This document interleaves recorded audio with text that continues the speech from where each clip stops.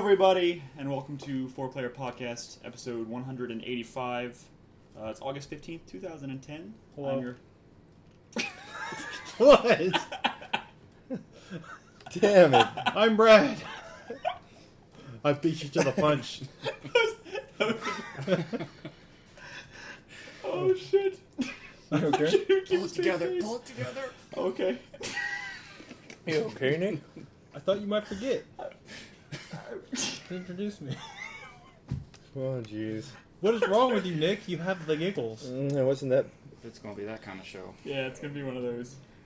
I'm your host, Nick Henderson, and I'm joined, as always, by Brad Simons Hello. and David Loud, 4-Player Podcast. Say Yo. hello. And special guest today, joining us for the first time on the show, our buddy Nate from...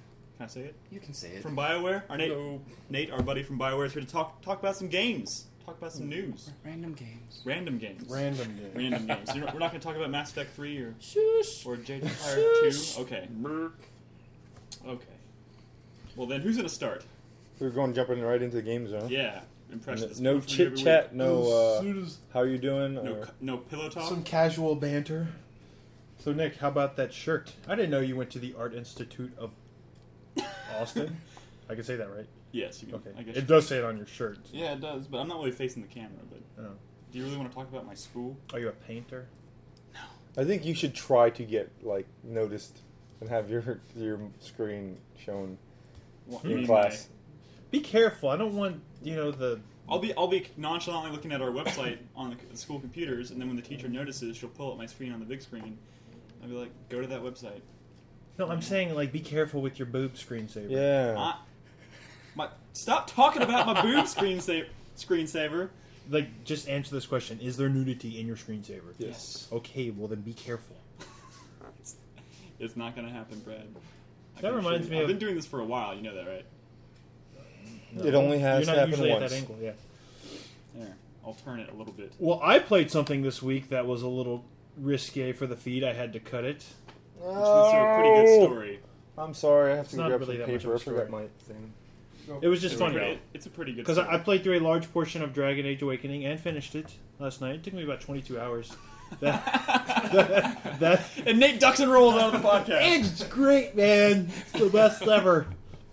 Well, I do like Dragon Age, so I did like this a lot too. Game of the year last year, right? Dragon Age, yes, it was. It was Game of the Year, eh? Thank you for the Canadian accent. Yeah, that's a cool game. I played a bunch of it. So what's funny is that a lot, the plot is tied together. I mean, the main villain in this game, the main bad guy, I should say. There's another villain. Yeah, I'm not gonna spoil anything, but I'm just saying, this woman, monster, I wasn't able to show on the feed because she had 18 breasts, exposed breasts.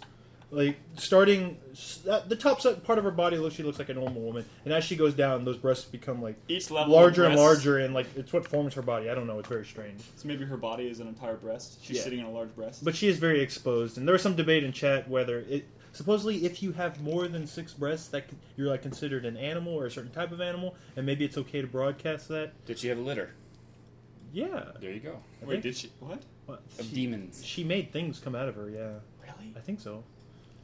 But anyways, Then she's so an animal. so the thing is, every time a cutscene started with her in it, I had to cut the feed immediately. So everybody watching had no idea what was going on with the antagonist. They have no clue what it looked like. No clue what she looked like. No clue what my my motivation for going through the game or anything. But it was cool because she's the final boss, and I really wanted to show that fight. And sure enough, I see her off in the distance, way off in the distance. You can't really see anything. I'm like, crap, I got to cut the feed because as soon as I walk forward, it's going to trigger this cutscene, and there's going to be boobs flying everywhere.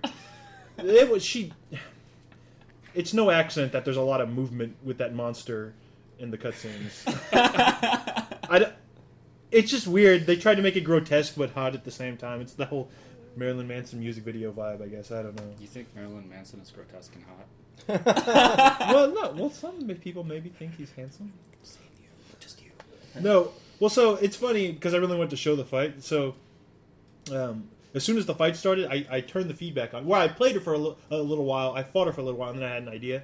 So I turned the feedback on. But when it came back on, instead of a 18-breasted monster lady, there was a giant fiery inferno like spinning around her. So what I did is I kept spamming the inferno attack on top of her. So I was killing her. I was fighting the fight, killing the tentacles and stuff, but they couldn't see her because she was masked by my spells. Enveloped in a... He did the entire fight like this. Yeah, so that's what I did. I had, because I was a mage way off in the back, just keeping everybody alive. They're all fighting her, and then I just drop a fiery inferno. When that ran out, I would cast a blizzard while my fiery inferno was recharging, and then I cast another inferno, and eventually I killed her, and they never saw anything. There was one time though. There was one time where I was like, "Oh crap, my tank is about to die." So I had to switch over to my tank, and he was like right up next to her. So like I switched him. I'm like, "Oh crap!" and I spun the camera around. Luckily, nothing made it onto the camera, but then I quaffed the potion and switched back. So everything was A-okay. And then, after a 5-second cutscene afterwards, where it showed her dying, lots of movement, the game was over. And then it went to text box, explaining every... Basically, all the decisions you make in the expansion are summed up nice and neatly in these text boxes at the end, where they say, "Oh, this happened to this person. This person died because you didn't do their personal quest, or this person, is sad now because you didn't make them happy." And I don't know.